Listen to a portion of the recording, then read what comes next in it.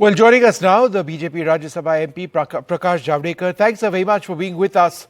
What the Congress is saying is that there will be a caste census, and they'll do a census and also lift 50%, the 50% cap on reservations. They say that's an essential step. The BJP has been opposed to a caste census in the past. How would you respond, to what they are proposing here?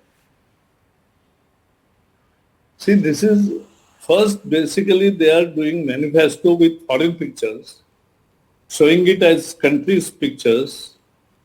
This is absolutely bankruptcy. One. Two, more importantly, Kalelkar Commission was appointed in 51. They submitted report. You did nothing for 30 years. And not in 55 years of your rule. And now you are saying that you will do it. Suddenly, I always think that he asks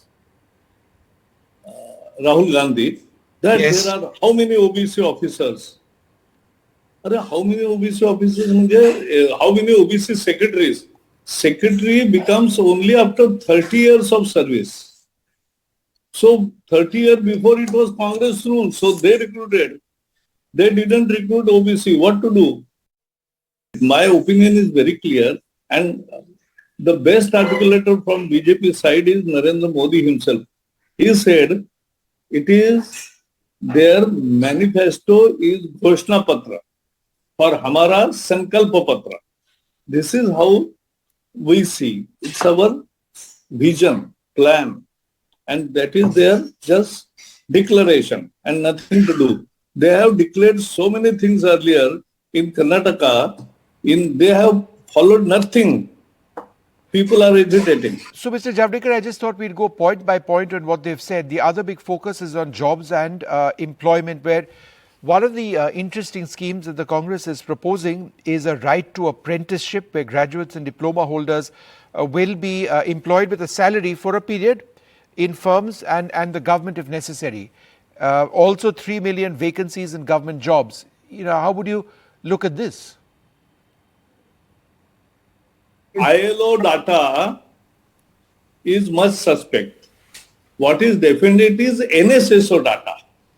That is more authentic data. And that shows that the unemployment rate for the first time in 20 years has come down to less than 5%. This is the reality of India. You don't get good people. So you also don't get domestic help, you also don't get good drivers, you don't get good technicians. That is the issue. And people are working overtime also. Government jobs will not be there for everybody. And nobody expects. They are also not promising. They are promising 30 lakh. We have already given 10 lakh per year. What is this? We have given 50 lakh, they are giving 30 lakh. That is no meaning.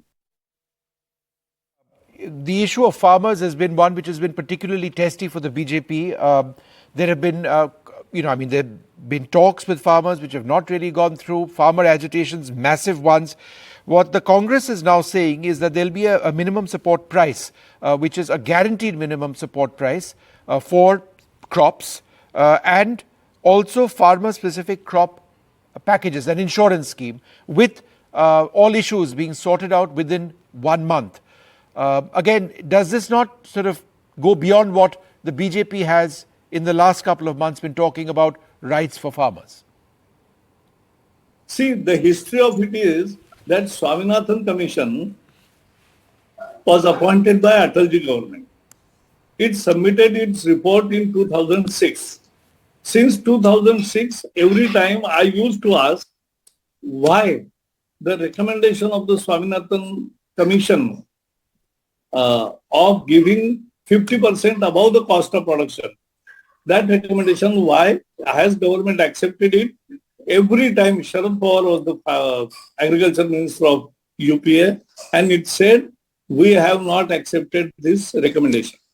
And now they are saying that we will not only do that, but we will guarantee MSP by law. See, anybody can talk wild unless, because they know that they are not coming into power. So they can speak anything. There is no meaning to it and there is no credibility of Congress left. His people are leaving and he is saying that all corrupt are going. Means you were having all the corrupt people. So they don't have any ideological or any practical answer. They have already declared all their 25 guarantees in last 2 months. What is the impact? There is no impact. Nobody believes in. Nobody believes in two facts. Nobody believes that Congress is coming to power. And nobody believes that this has any credibility because Congress promises and does nothing. That is their bitter experience for 55 years. So why they will believe in this manifesto? So, the entire Agnipath scheme on recruitment into the armed forces, the government said that, it is beneficial for all sorts of reasons. After a period of 5 odd years, young people who join the armed forces get a particular set of skills. They join the workforce after that. And there are many other advantages. They say the scheme is working well, but the Congress says that it's not, and they want to scrap it. It's a major reversal if they come to power. How would you respond? They gave Aksai Chin. They gave China the seat in UN veto power. It was ours. They give it. They have to own it. Now they don't. They want to take credit of Nehru, but they don't want to blame him for giving. UN seat was offered to us, Security Council, India, and with veto power. Permanent security member, that we gave to China. We gave Aksai Chin, and the famous dialogue of Nehruji's speech in parliament was, oh, there is not even a blade of grass which comes there.